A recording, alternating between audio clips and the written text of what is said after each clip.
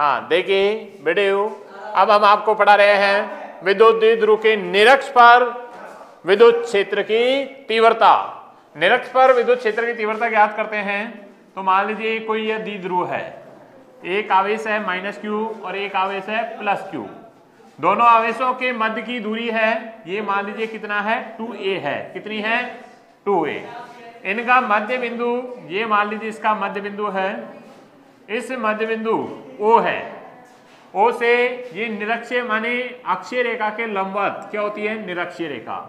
निरक्षीय रेखा पर किसी बिंदु P पर विद्युत क्षेत्र की तीव्रता ज्ञात करते हैं। तो उसके लिए अब हमारे पास बिंदु P पर, निरक्षीय बिंदु पर P पर विद्युत क्षेत्र की तीव्रता ज्ञात करते हैं। इसके लिए अब देखिए बिंदु आवेश माने +q आवेश के कारण जो विद्युत क्षेत्र की तीव्रता होगी उसकी दिशा हमारे पास किधर को रहेगी, ये मान लीजिए A बिंदु है और ये कौन सा बिंदु है B। तो B से B P की ओर होगी, इसकी दिशा रहेगी B P की ओर। ये मान लीजिए विद्युत क्षेत्र की तीव्रता क्या है E1 है। तो अब हमारे पास देखिए ये आधार घटक है और ये इसका आधार घटक है, ठीक है। तो अब हमारे पास इसके दो घटक बनते हैं। मान लीजिए ये कोण इसका क्या है थीटा है, तो ये भी क्या रहेगा थीटा। अब इसके दो घटक हैं E1 के, E1 एक तो रहेगा इसका लंब घटक साइन थीटा और इसका आधार घटक रहेगा E1 cos थीटा। क्या रहेगा cos थीटा। इसी प्रकार बिंदु A पर -q आवेश है, इसके कारण बिंदु P पर विद्युत क्षेत्र की तीव्रता की जो दिशा रहेगी P से A की दिशा में रहेगी, वो मान लीजिए E2 है। विद्युत क्षेत्र की तीव्रता क्या है E2। हमने मान लिया कि विद्युत क्षेत्र की तीव्रता क्या है E2 है। कौन सी है E और 2, वो इस दिशा में है। अब इसके भी दो घटक रहेंगे, एक तो मान लीजिए ये हमने मान लीजिए ये क्या है थीटा, तो एक तो रहेगा E2 cos थीटा आधार घटक और लंब घटक रहेगा वो इस दिशा में रहेगा, वो रहेगा E2 और sin थीटा रहेगा, ठीक है। ये दो घटक है, मानी बिंदु P पर जो विद्युत क्षेत्र की तीव्रता है उसको हम ज्ञात करते हैं। अब देखिए +q आवेश के कारण, +q आवेश के कारण, q आवेश के कारण बिंदु P पर विद्युत क्षेत्र की तीव्रता क्या रहेगी E1 है। क्या है E1। तो E1 रहेगी हमारे पास KQ/R। अब ये दूरी है, हमको क्या है जो दूरी है इस बिंदु से इस बिंदु की दूरी। अब मान लीजिए ये दूरी कितनी है हमारे पास A है, ठीक है। और ये दूरी कितनी है हमारे पास R दूरी पर P बिंदु है जो निरक्ष पर है। हमारे पास ये दूरी रहेगी उस कंडीशन में, ये दूरी रहेगी √r² + a का स्क्वायर। ये पाइथागोरस प्रमेय से हम ज्ञात करेंगे, ठीक है। तो हमारे पास जो मान लीजिए BP दूरी है, BP दूरी कितनी है कि √, तो इसका स्क्वायर हो जाएगा। तो √ हमारे पास क्या है r² + a का स्क्वायर और इसका होल स्क्वायर, ठीक है। अब ये तो E1 है, E1 या हम इसको √ को हटा सकते हैं। हमारे पास रहेगा KQ/R² + a का स्क्वायर। ये समीकरण नंबर फर्स्ट है, ठीक है।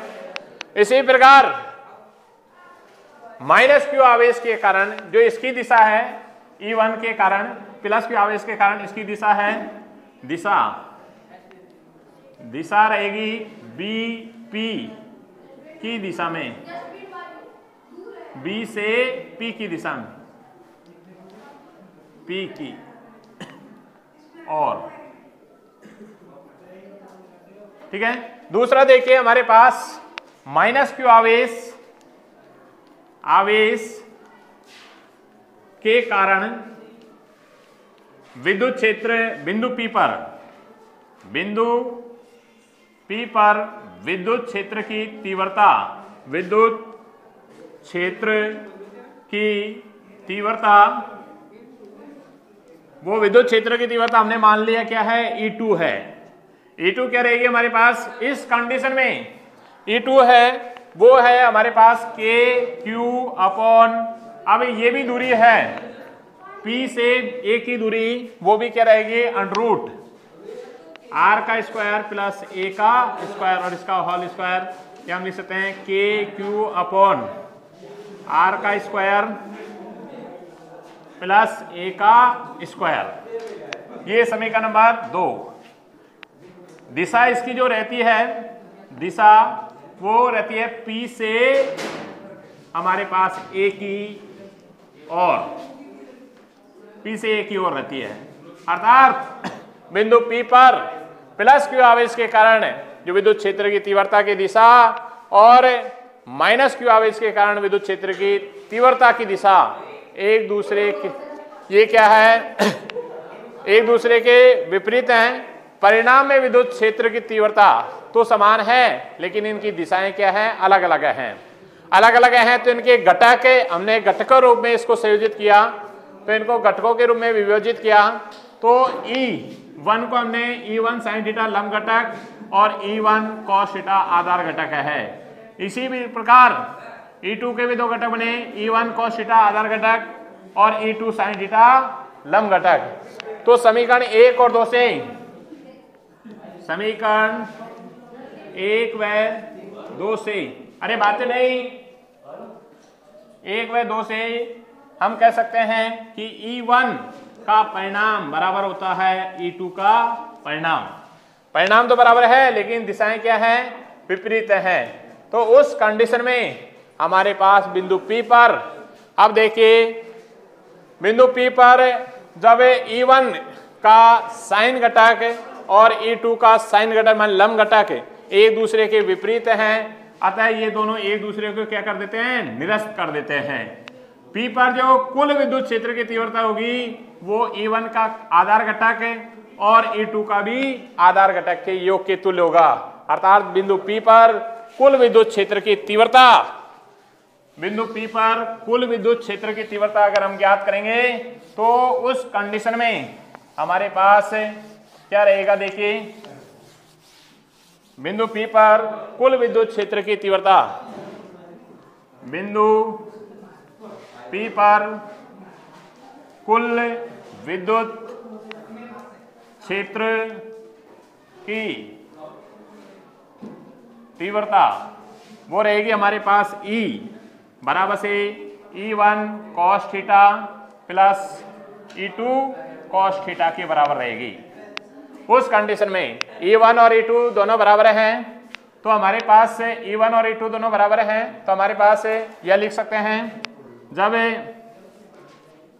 E1 बराबर क्या है E2, तब देखिए हमारे पास क्या लिख सकते हैं कि कुल विद्युत क्षेत्र की तीव्रता E हमारे पास रहेगी E2, ठीक है, E और E1 और cos थीटा के बराबर रहेगी। E1 का मान रख देते हैं, तो उस कंडीशन में हमारे पास समीकरण 1 से मान रखने पर, समीकरण 1 से मान रखने पर,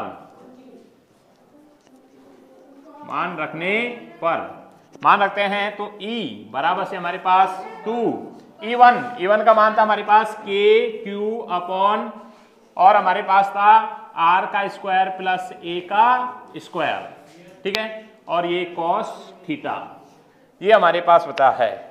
आगे देखिए हमारे पास इस ट्रायंगल क्या है हमारे पास, ये देखिए